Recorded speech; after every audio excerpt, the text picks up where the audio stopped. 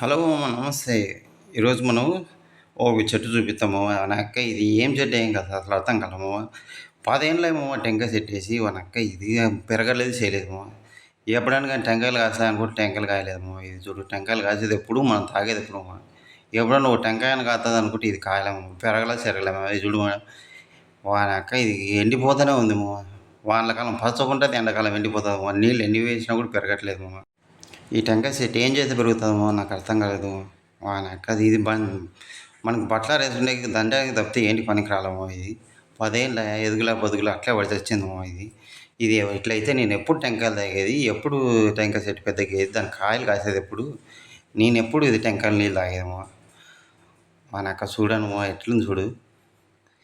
ఈ దానికి తాళ్ళు కట్టడం ఉంది కానీ పెరిగింది లేదు చేసింది లేదేమో. చూడు ప్లీజ్ సబ్స్క్రైబ్ గంటని గట్టిగా గుద్దు